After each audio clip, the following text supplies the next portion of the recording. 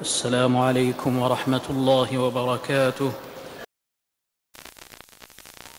تمام تعریفیں اس اللہ کے لیے ہیں جس کے جاہ و جلال کے سامنے ہر چیز سرنگو ہے اور جس کی عظمت کے سامنے ہر چیز سر بسجود ہے۔ اسی اللہ کے لیے ہر طرح کی تعریف ہے۔ وہی آسمانوں کا رب ہے، وہی زمین کا رب ہے اور وہی سارے جہاں کا رب ہے۔ اسی کے لیے زمین و آسمان میں عظمت و بڑائی ہے۔ وہ نہایت ہی غالب اور حکمت والا ہے۔ درود و سلام نازل و ذکر کرنے والوں کے امام عبادت کرنے والوں کے آئیڈیل و نمونہ انبیاء اور رسول کے پیشوا ہمارے سردار و نبی اللہ کے رسول اور آخری پیغمبر محمد بن عبداللہ پر حمد و صلوات کے بعد اللہ کے بندو، سب سے پہلے میں آپ تمام کو اپنے آپ کو اوامر الہی بجا لاتے ہوئے اور نواہی سے اجتناب کرتے ہوئے تقوی الہی اختیار کرنے کی وصیت کرتا ہوں۔ جو اللہ کا تقوی اختیار کرے گا اس کے لیے اللہ کے اس قول میں خوشخبری ہے، بے شک پرہیزگار لوگ باغات اور نہروں میں ہوں گے۔ اے مسلمانوں، ذکر الہی سب سے افضل عبادت، قربت الہی کا سب سے اہم ذریعہ اور عبادتوں کا لباب ہے، اور اسی کی وجہ سے اسلامی شعائر و احکام ادا کیے گئے ہیں، جیسا کہ فرمان باری تعالیٰ ہے،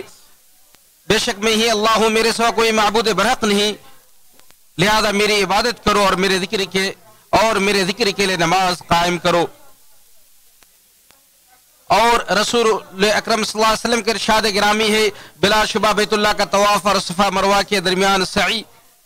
اور کنکریاں مارنا ان سب کو مشروع کیا گیا ذکر الہی کو قائم کرنے کے لیے، یعنی تاکہ لوگ دل سے، زبان سے اور دیگر اعضاء و جوارح سے اپنے رب کو یاد کریں، دل میں اللہ کی محبت و تعظیم اور خوف و رجا کو قائم رکھے، زبان سے اس کی حمد و ثنا، کبریائی و بڑائی اور تسبیح و تحلیل کا ورد کرتے رہیں، اور اپنے اعضاء و جوارح کے ذریعے اس کی اطاعت کریں۔ ارشاد باری تعالیٰ ہے، وَلَذِكْرُ اللَّهِ أَكْبَرُ، اور اللہ کا ذکر سب سے بڑا ہے۔ ذکر الہی کی عظمت، اس پر عظیم اجر و ثواب، ذکر سے اللہ کی محبت اور ذکر کرنے والوں کے لیے اللہ کی معیت پر قرآن و حدیث میں بکثرت دلائل موجود ہیں۔ بلا شبہ ذکر الہی سے دلوں کو تازگی، سرور اور قوت ملتی ہے۔ ذکر الہی دلوں کی روح اور غذا ہے۔ ذکر الہی روح کے لیے زندگی ہے اور زندگی کے لیے روح ہے اور ایمان کی علامت ہے۔ جہاں ایمان ایک طرف زبان سے اقرار کرنے، دل سے تسلیم کرنے اور اعضاء و جوارح سے عمل کرنے کا نام ہے، وہیں دوسری طرف ذکر الہی ایمان کا ترجمان اور اس کی علامت ہے۔ اس لیے قرآن و سنت میں ذکر الہی کا مفہوم بہت وسیع ہے، جو زبان، دل اور اعضاء و جوارح سب کو شامل ہے۔ بس زبان کے ذریعے ذکر الہی میں جس طرح قرآن کریم کی تلاوت شامل ہے، خواہ نماز میں ہو یا نماز کے باہر، اسی طرح وہ مسنون اذکار بھی شامل ہیں جو نماز میں اور سلام پھرنے کے بعد پڑھے جاتے ہیں۔ شب و روز کے وہ مسنون اذکار اور ماثور دعائیں بھی شامل ہیں جنہیں خود نبی کریم صلی اللہ علیہ وسلم نے پڑھا ہے اور لوگوں کو ان کا ورد کرنے کی تلقین کی ہے۔ وہ تسبیح و تحمید اور تحلیل و تکبیر بھی شامل ہے،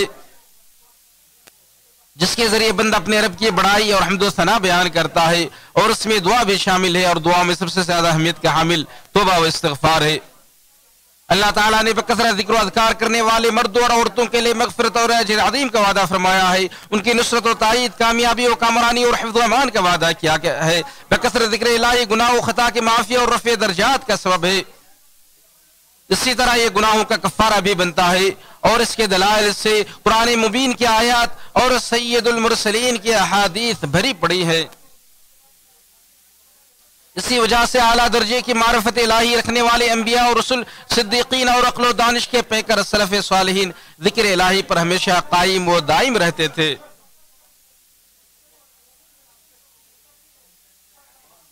اسی لیے سیدہ عائشہ رضی اللہ عنہ اس کی گواہی یہ ہے کہ آپ صلی اللہ علیہ وسلم ہر لمحہ ذکر الہی میں مشغول رہتے تھے۔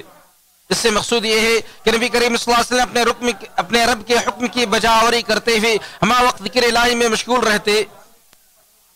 ارشاد باری تعالیٰ ہے، اے ایمان والو، کثرت کے ساتھ ذکر الہی کرو اور صبح و شام اس کی تسبیح بیان کرو۔ اسی وجہ سے رسول اکرم صلی اللہ علیہ وسلم نے اس شخص کو ذکر الہی کی ترغیب دی جس نے آپ سے کہا تھا، اے اللہ کے رسول،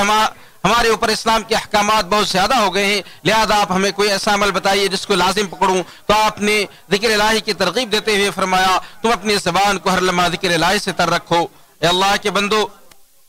اگر اپنی زبان کو ذکر الہی سے تر رکھتا ہے تو وہ خیر و بلائی میں ہوتا ہے، لیکن ذکر الہی کے وقت اگر زبان کے ساتھ ساتھ دل بھی ہو، حضور قلب بھی شامل ہو، تو یہ اعلیٰ ترین بھلائی اور فضیلت کی بات ہے۔ جیسا کہ اللہ تعالیٰ نے اس کا حکم دیتے ہوئے فرمایا اے شخص اپنے رب کو یاد کیا کر اپنے دل میں عاجزی و انکساری اور خوف کے ساتھ اور زور آواز کی بنسبت کم آواز میں صبح و شام اور اہل غفلت میں سے مت ہو جانا وہ اس طرح سے کہ بندہ ان اذکار کے معنی پر غور و فکر کرے جس کے ذریعے وہ اپنی زبان سے ذکر الہی کر رہا ہے اور اپنے دل سے ان اذکار میں موجود مقاصد پر تدبر کرے جیسے اللہ کی تعظیم اس کی توحید اس کی عبادت اور مدد طلبی میں اخلاص اللہ وغیرہ اور یہی وہ سیدھا راستہ روشن منہج ہے جو بندہ کو ذکر کی شیرینی اور مٹھاس کو محسوس کرنے پر بہارتا ہے اور ذکر کے مفید اور کامل نتائج سے بہراور کرتا ہے جیسے گراقد اجر پانا انشراح صدر کی نعمت وغیرہ ہے اور اللہ سے حقیقی محبت و تعظیم کرنے والے کی علامت ہے تو اپنے دل و زبان سے ہمہ وقت ذکر الہی میں مصروف رہتا ہے مسلمانوں دل سے اللہ کا ذکر کرنا ہی در حقیقت ذکر کے اساس و بنیاد ہے اور یہ سر چشمہ جس سے ذکر جاری ہو کر انسان کی زبان پر چڑھ جاتا ہے اس سے صرف غافل اور خواہش پرست ہی محروم رہ سکتا ہے جیسا کہ ارشاد باری تعالیٰ ہے اور آپ اس آدمی کے پیروی نہ کیجیے جس کے دل کو ہم نے اپنی یاد سے غافل کر دیا ہے دل سے ذکر الہی یہ ہے کہ انسان دل سے اللہ تعالیٰ کی چھوٹی بڑی نئی اور پرانے سب نعمتوں کو یاد کرے جیسا کہ ارشاد باری تعالیٰ ہے اے لوگو جو ایمان لائے ہو اپنے اوپر اللہ کی نعمت یاد کرو اور زمین و آسمان میں اللہ کی بادشاہت پر غور و فکر کرے اللہ تعالیٰ کی مخلوقات اور ان میں موجود اس کی عظمت قدرت قوت اور رحمت کے دلائل پر بھی غور و تدبر کرے نیز اللہ تعالیٰ کی حکمت عدل اور لطف و مہربانی پر مبنی اوامر و نواہی اور اس کے وعد و وعید پر تدبر کرے یہ وہ اشیاء ہیں جو دل کو اللہ تعالیٰ کی تعظیم اور اس کی محبت سے معمور کر دیتی ہے اسے خشیت الہی سے بھر دیتی ہیں حدود الہیہ کی پابندی کرنے پر آمادہ کرتی ہیں چنانچہ میمون بن مہران فرماتے ہیں زبان سے ذکر الہی کرنا بھی اچھا ہے مگر معصیت الہی کے وہ ذکر الہی کرنا اس سے بھی افضل ہے یعنی یہ اللہ کا ذکر اور اس کا خوف انسان کو معصیت کے ارتکاب سے روک دیتا ہے اللہ کے بندو جو شخص لوگوں سے الگ تھلگ ہو کر تنہائی میں ذکر الہی کرتے ہوئے اللہ کے خوف یا شوق یا دونوں کے سبب رو پڑے تو ایسا خوش نصیب روز قیامت عرش الہی کے سائے سے سرفراز ہوگا اور روز محشر کامیاب و کامران ہوگا جیسا کہ نبی صلی اللہ علیہ وسلم نے فرمایا 7 قسم کے لوگوں کو اللہ تعالیٰ اپنے عرش کے سائے نصیب کرے گا جس نے اس کے سائے کے علاوہ اور کوئی سایہ نہیں ہوگا ان میں سے ایک وہ شخص بھی ہوگا جس نے تنہائی میں اللہ کو یاد کیا تو اس کے آنسو بہ پڑے اللہ تعالیٰ مجھے اور آپ سب کو اپنی کتاب اپنے نبی کے سنت و منہج سے نفع پہنچائے میں اپنی بات کہتی ہوئے اللہ تعالیٰ سے اور اپنے لیے استغفار کرتا ہوں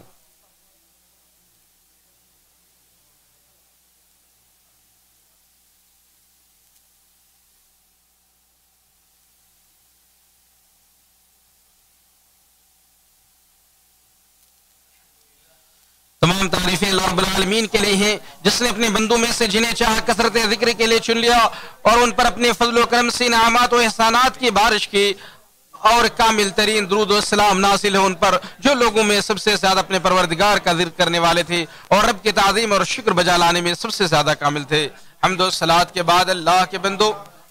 بے شک بندہ کے اعضاء جسمانی کے بھی ذکر و اذکار ہوتے ہیں جن کے ذریعے وہ اپنے رب کو یاد کرتے ہیں اس طور پر کہ بندہ جس عبادت کے ذریعے اپنے رب کا تقرب حاصل کرتا ہے اس میں اسے اپنے اعضاء و جوارح کے عمل کی ضرورت پڑتی ہے چاہے بات نماز ہو روزہ ہو حج ہو عمرہ ہو جہاد ہو امر بالمعروف ونہی عن المنکر کا فریضہ ہو صدقہ و خیرات کا کام ہو یا اطاعت کے اقسام و انواع میں سے کوئی دیگر کام ہو اور وہ ذکر در حقیقت قلب و زبان سے اللہ کو یاد کرنے کا ثمرہ ہوتا ہے چنانچہ جو بھی بندہ اپنے آپ کو اپنی زبان اور دل سے ذکر الہی کا پابند بناتا ہے اور اس میں سید المرسلین کے طریقے پر ہی چلتا ہے کیونکہ ان کے طریقے کے علاوہ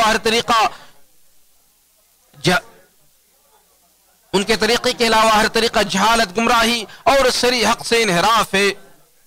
تو ذکر کے باب میں جو اس طرح نبی صلی اللہ علیہ وسلم کے طریقے پر ہوتا ہے تو اللہ تعالیٰ اس کی تکریم کرتے ہوئے اس کے اعضاء کو اپنی اطاعت و عبادت پر ثابت قدمی اور استقامت عطا کرتا ہے اور اس کے لیے نیک کام کرنے اور گناہ کے ترک کرنے کو آسان بنا دیتا ہے اور اس کے لیے مقام ذکر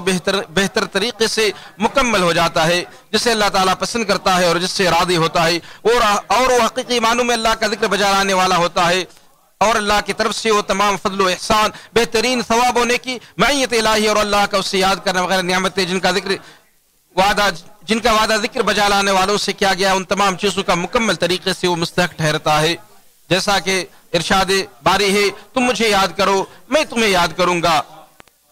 مسلمانوں، دلوں کو کوئی اطمینان، سکون، آرام اور استقرار و استحکام اس وقت تک نصیب نہیں ہو سکتا جب تک کہ خلوت و جلوت میں اور سری و علانیہ طور پر کثرت سے اللہ کا ذکر نہ کیا جائے، کیونکہ دل کو دراصل ذکر الہی کے لیے ہی پیدا کیا گیا ہے، لہذا اس کے بغیر زندہ نہیں رہ سکتا اور بغیر اس کی ایمان پر ثابت قدم بھی نہیں رہ سکتا۔ چنانچہ ذکر الہی اہل ایمان اور اہل نفاق کے درمیان حد فاصل ہے۔ ارشاد باری تعالیٰ ہے، بے شک منافق اللہ سے چال بازیاں کر رہے ہیں اور انہیں اس چال بازی کا بدلہ دینے والا ہے، اور جب وہ نماز میں کھڑے ہوتے ہیں تو سست بن کر کھڑے ہوتے ہیں، لوگوں کو دکھاتے ہیں اور اللہ کو بہت کم یاد کرتے ہیں۔ اور نبی صلی اللہ علیہ وسلم نے ارشاد فرمایا، یہ منافق کی نماز ہے، وہ منافق کی نماز ہے، وہ منافق کی نماز ہے، وہ بیٹھا ہوا سورج کو دیکھتا رہتا ہے یہاں تک کہ جب وہ زرد پڑھ کر شیطان کے دو سنگوں کے درمیان چلا جاتا ہے تو کھڑے ہو کر نماز کی 4 پھونگے مار دیتا ہے اور اس میں اللہ کو بہت ہی کم یاد کرتا ہے۔